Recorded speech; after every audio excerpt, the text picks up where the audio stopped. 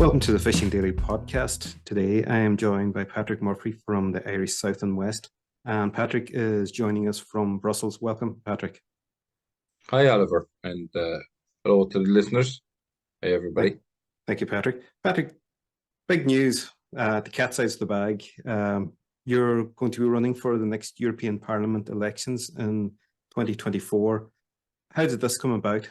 Well, I was always involved in my local community, and since I was a young fellow, I have been involved in political matters and canvassing for various people and liaising with different politicians and reaching out to them. And I came to a stage that I spent most of my time giving out about politicians and criticising them. And somebody said to me one day, "It's easy to be the hurler on the ditch.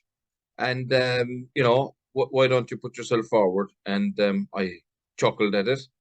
But since I've been in this role, Oliver, and coming out to Brussels and seeing how the legislation here is impacting us at home, and not just in the role that I have in the Irish South West now, but also in my own capacity as an aquaculturist and fisherman myself.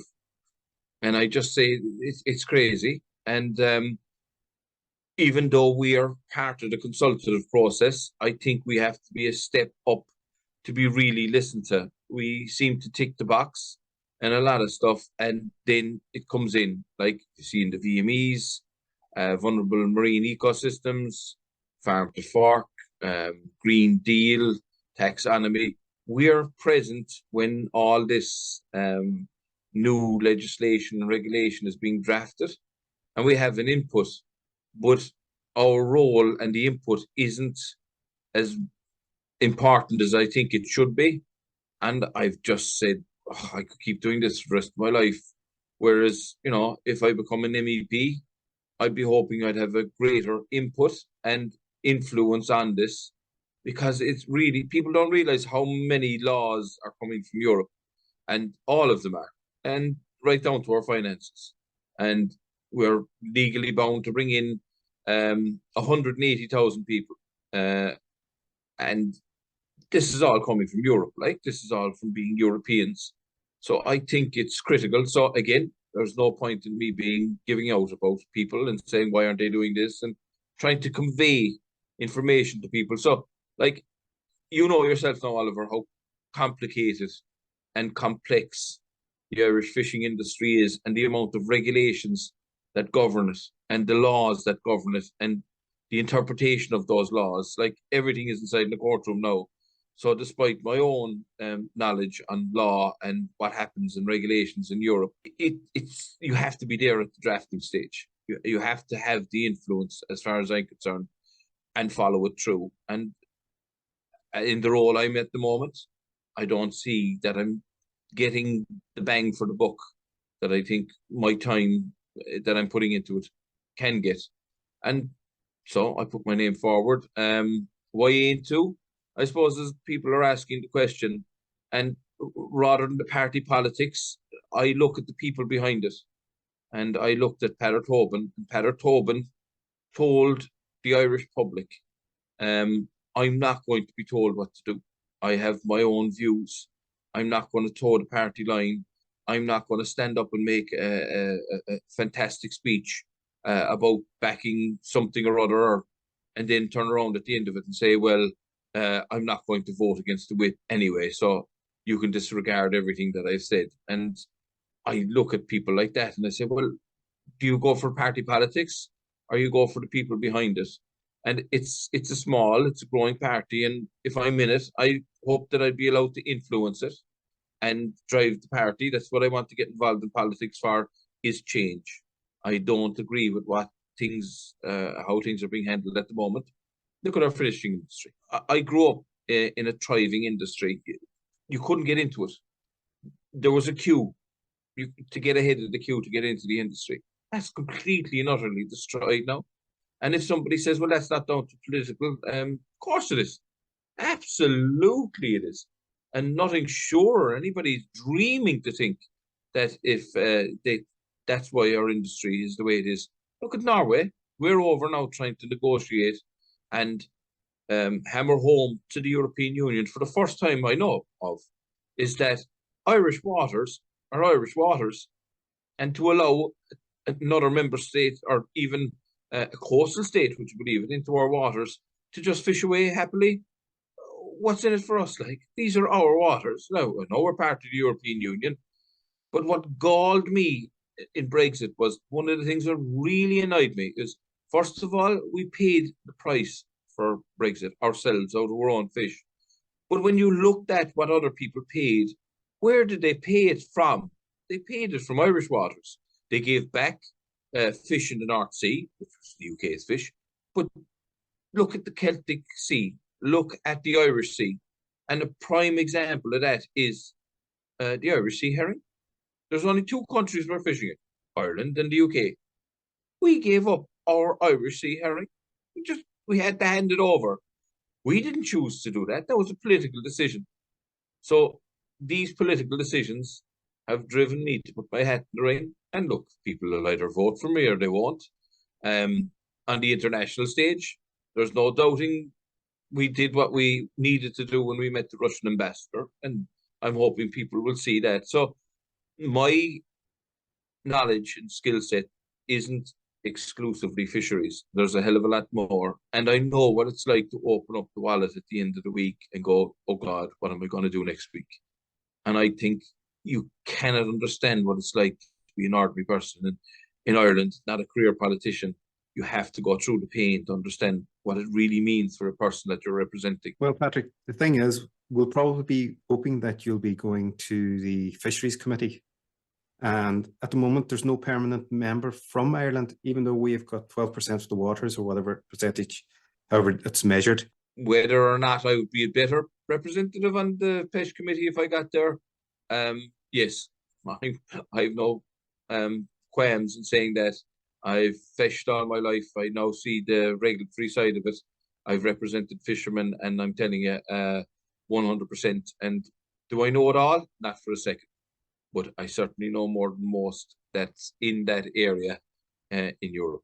And the reason why I can say that hand in heart is because I'm contacted and I'm asked for advice or what's your views on this. So that obviously means they too acknowledge that I know what I'm talking about. Do you think that's where your strengths will lie? Yeah, it wouldn't be the only strength. Look, there's plenty more in the population that's there, but I think as an island nation with 9 times our land mass, and it wouldn't be just about fishing. We have offshore renewables, and I can't see why that shouldn't be at a priority list for the PESH committee and people that are on it. If this new technology that's coming into the oceans, and we hear all about restore oceans, biodiversity and everything else, this is an untried, as far as I'm concerned, technology. You know, we have wind farms in the sea, but not to the amount of wind farms and turbines that are being proposed. And we were at a seafood ORE group in a presentation that was made by Michael Keating. And in his presentation, he said you could draft a corridor, right? 12 kilometers in width, 12 kilometers wide, right? From the west coast, southwest coast of Ireland to Newfoundland.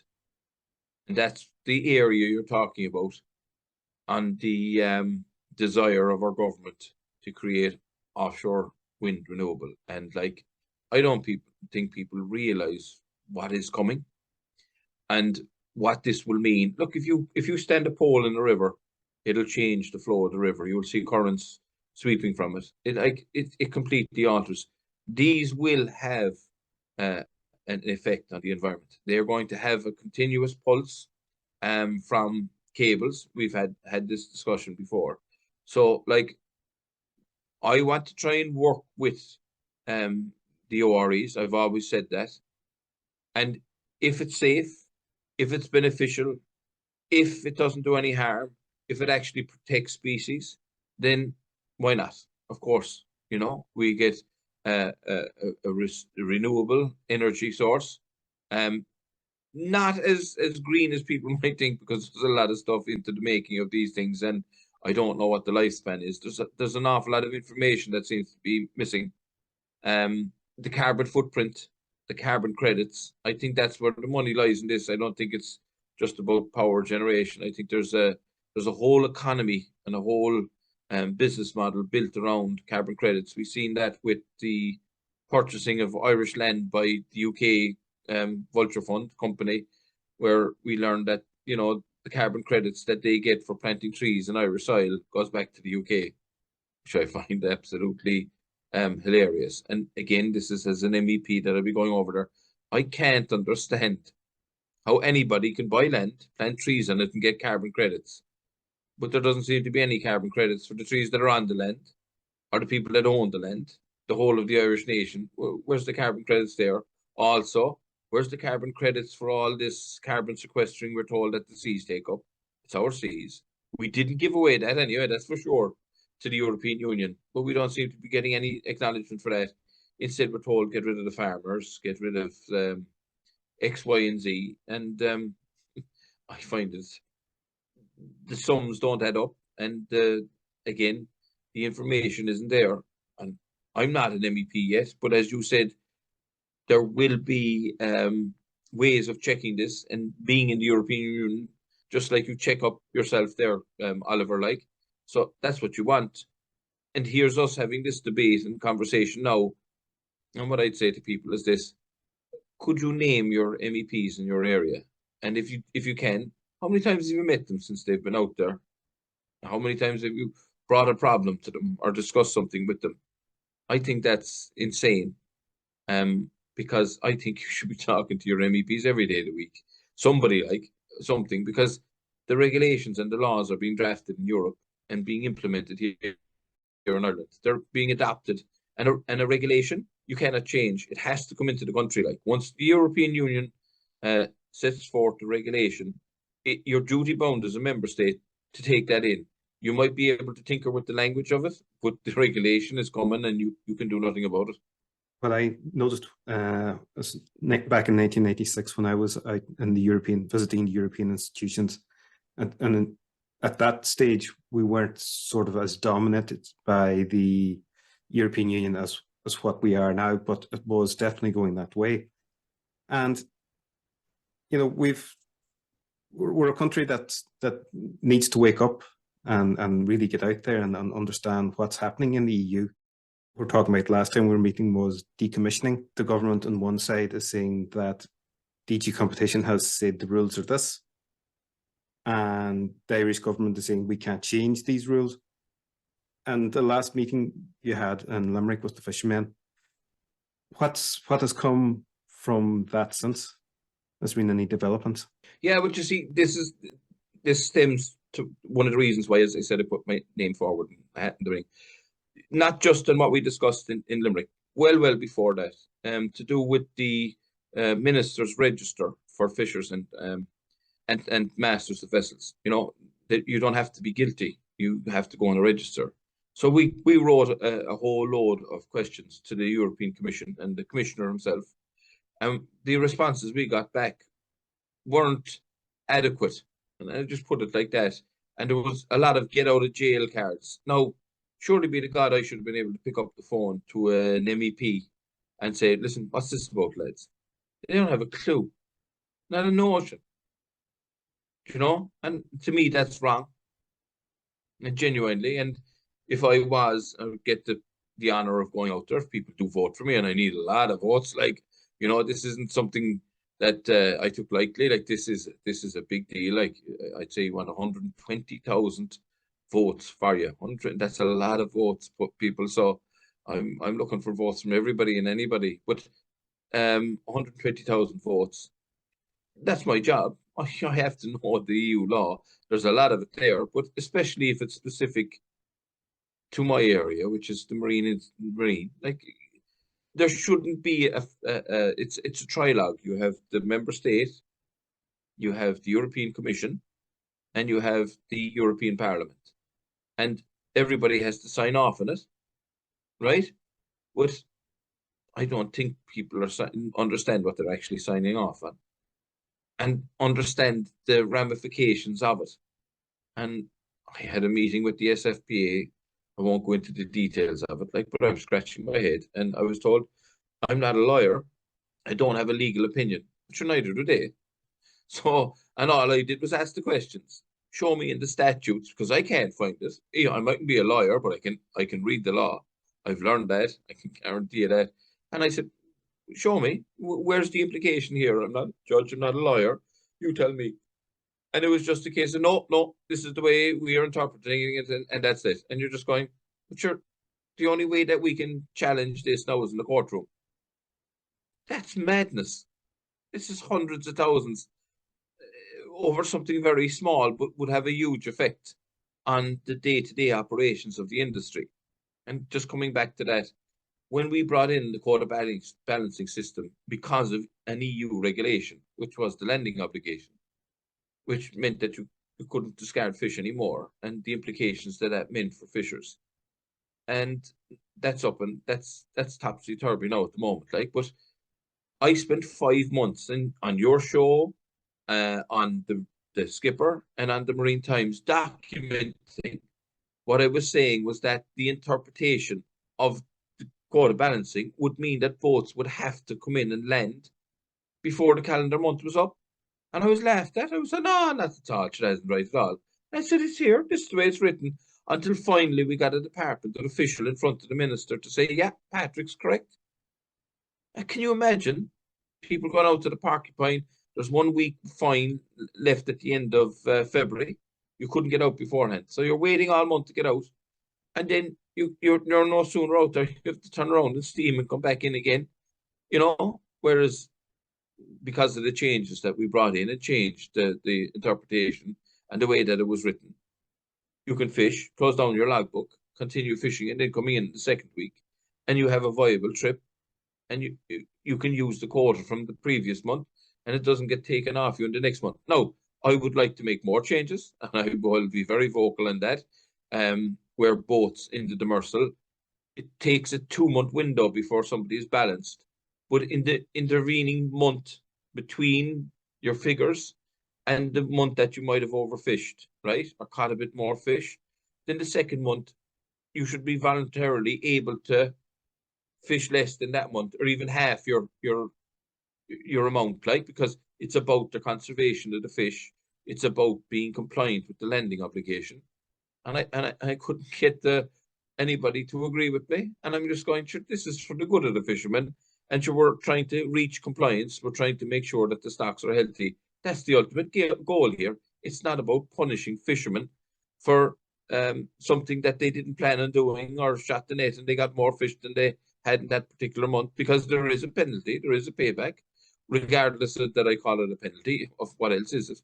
You have to give your fish back and have less the next month, which increases your jeopardy of, again, going over for the next month and further penalties. But look, this is the industry that we're in. But like, it astounds me. So I think if I was an MEP, I think I'd get a better listening to what I was saying.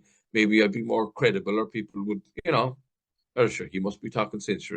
He wouldn't be an MEP otherwise, you know. But I'd be hoping that I'd have more knowledge, but I still have the knowledge that I have now as well too. That won't change. Patrick, the reason why you're in Brussels today is because of the 5th round of the Norway EU negotiations. And has there been negotiations taking place this morning? Yes, there was the plenary for the mackerel in London, so we were online for that as well too. Look, this isn't just about us meeting people. This is our boots on the ground. This is about showing people that we are serious this time. Oliver, we're not just asking for fish. We overturned something, right, that was given away on us again, right? Now, temporarily, thanks be to God, because we were managed to overturn it, but it was going to be given away for a 3rd year of asking, just like that. And it was only down to the work that as you've spoken to on this program, and Brendan and myself and our colleagues, right, in the end, did, that actually made it possible. Because we were told all along, I know this has to be done under relative stability, and you can't get a payment for Irish water because you're part of the EU, and you know you will have to share it with everybody else. And we said, no, absolutely not. This is a complete new ask. This is nothing that was there before. This is Irish waters. You're certainly not going to take our waters again for a benefit for yourselves. We're not standing for it. Not a hope. The Irish people won't stand for this. If you do this, we are not going to remain quiet this time. We will take it to the streets. And not just the streets of Ireland, the streets of Europe. We're not adverse to having flotillas and people going on the streets.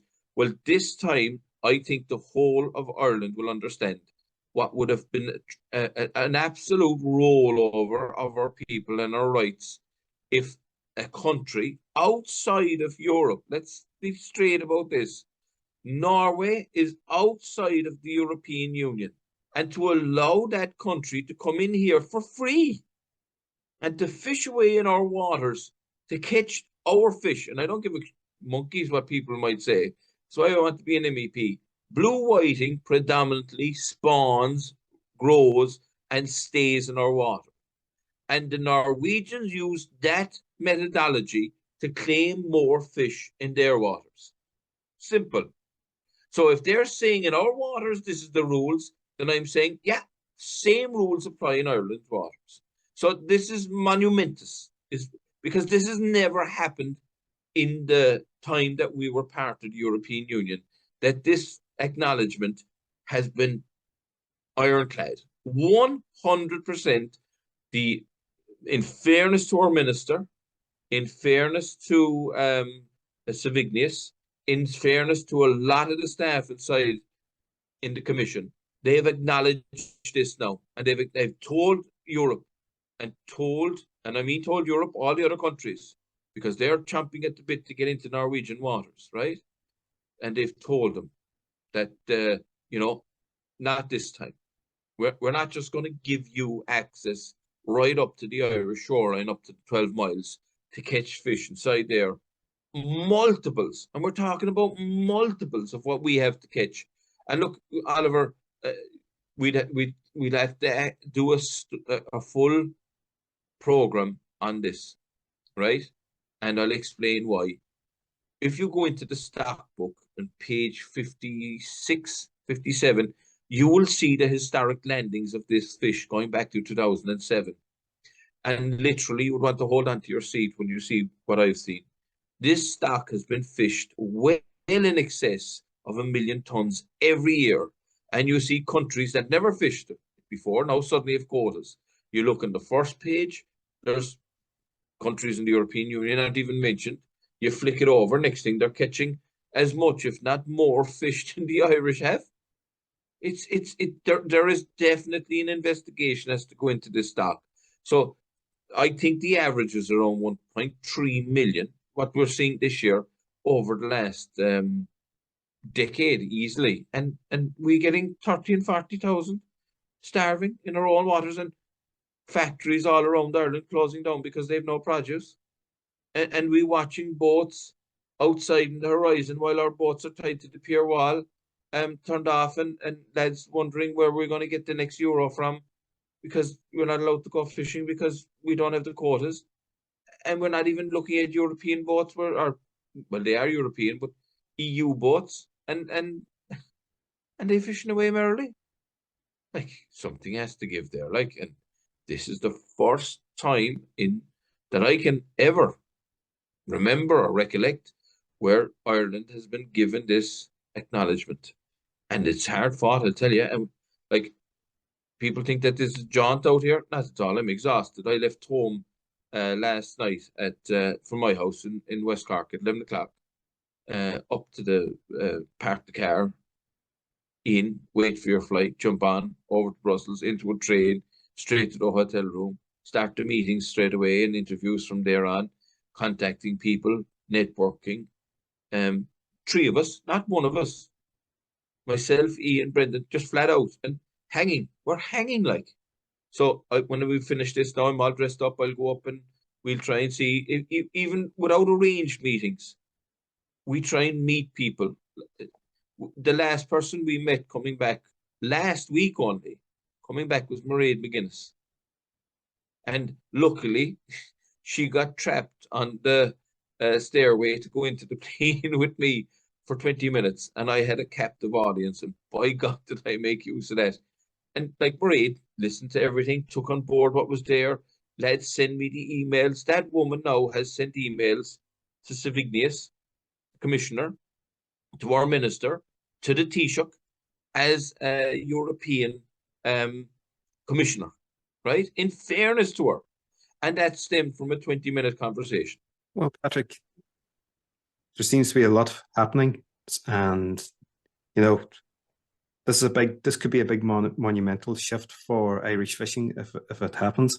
And I know that you have to go off to another meeting now. And Yeah. as you said, it's been a long day, and I'd like to thank you very much for taking time out of your busy schedule to speak to us.